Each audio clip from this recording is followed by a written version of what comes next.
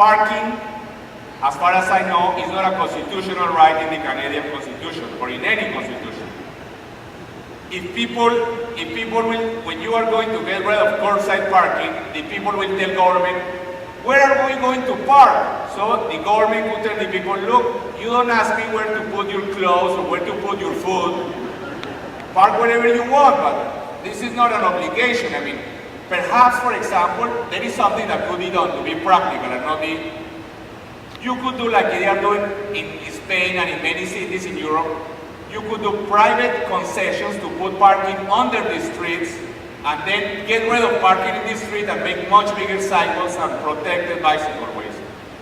There are tens of thousands of underground parking under the Madrid streets, for example. You could put this parking underground. Or I mean, ideally you get rid of it, but if you want to do something, you could do a private business to put it underground. Anyway, whenever people use public transport, 5 minutes, I finish. It's not because they love the environment. Why do people use public transport in New York or in Zurich? It's not because they love the environment, it's because they have to. Because there is some restriction to using cars, because it's difficult to park, or it's very expensive to use a car, or it's very slow. So, if we want people to use public transport, we have to have good public transport, but that's not enough. We have to restrict car use progressively. And the easiest way to restrict car use is to restrict parking. And they are doing it, of course, in different ways in many Canadian cities.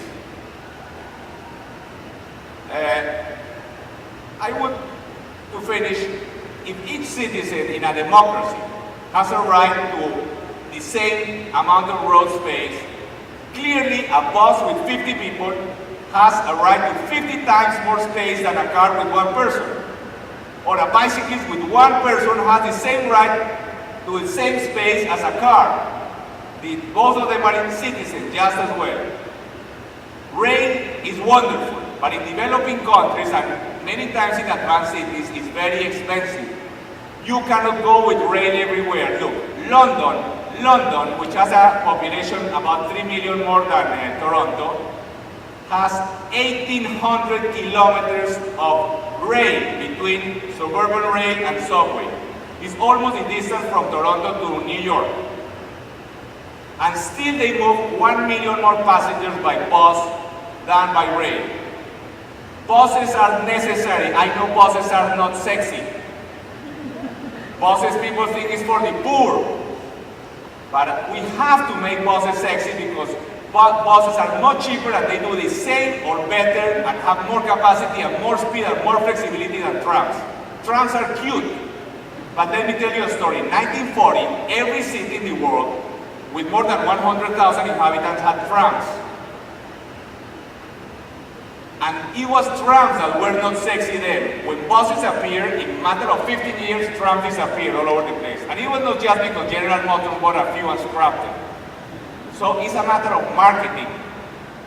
Buses for the developing world. Just to finish this bus system works exactly like a rail system. Passengers pay when they enter the station. When the bus arrives, the doors open, the bus doors open simultaneously with the station doors. So you can get 80 people out of the bus in seconds and 80 people into the bus in seconds. You have you have a bypass so that the buses can go by, so you have express buses. And buses have many advantages over rail because, for example, when there is an interchange between two lines, people do not have to get off and walk to the next station. For many elderly people, for example, it's very difficult to find the elevators in train stations and all that. So buses, this system is moving more passengers our direction than 95% of subways in the world. More than 46,000 passengers per hour direction at a fraction of the cost. And this is, of course, a system we copied from Curitiba in Brazil, but we have to make it sexy. For example, we call it Transmilenio. So people do not take the bus, they take the Transmilenio. And actually, you know, it's very difficult in a developing country. 20% of its users are car owners, which is very difficult in a developing country city. Anyway, See, this is the Transmilenio in operation. We are moving almost 2 million people every day now, and it's getting expanded. There is a discussion, of course, whether we should build a subway or not, but politically is the important issue. Do we dare take space away from cars in order to give it to public transport? I think if we have a democracy, even if we have to go to the extreme to get cars out, it's done in several places like Melbourne, or in the Netherlands, only buses and bicycles, or in Bogota downtown, only with one of the main streets downtown we got cars out, only for the buses. In Bogota we close 120 kilometers of streets every Sunday, and we get 1.5 million people, and I know many Canadian cities are now doing similar things. It's a beautiful ritual, a ceremonial. This is not for sport, this is just to reclaim the city for people.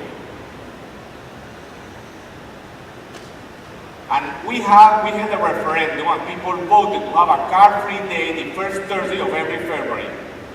A 7 million inhabitant city, no cars, only taxis.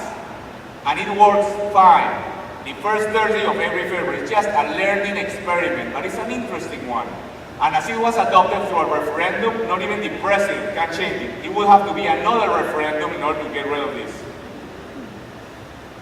Bicyclists, bicycles, a good city for bicycles.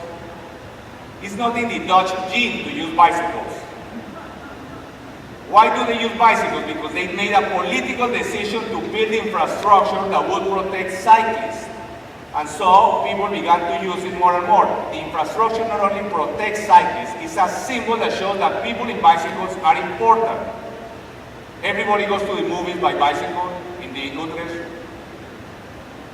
You look at this infrastructure, this kind of infrastructure, bicycles all over. A city that rides bicycles is more sensuous, it's healthier, it's more fun. It's, people can even flirt, you know, but even though she doesn't pay any attention, you know. But it's not a bicycle's fault anyway. The station for trains in the Netherlands, in Bogota, this is in New York, they begin to make bicycle ways, but the important thing is to make protected bicycle ways, not just to paint a little line in the street. You would not let your child go in this bicycle way where it's only a little line painted in the street. This is almost worse than nothing sometimes, because then people don't use it and people will say, oh see, nobody wants to ride bicycles. In Bogota, we began to build bicycle ways, and now we went from 0 to more than 350,000 people every day. But in developing countries, again, is another factor. A person using a bicycle saves up to 20 to 25% of their monthly income in transport. And also it's a very powerful symbol showing that a citizen on a $30 bicycle is equally important to one on a $30,000 car.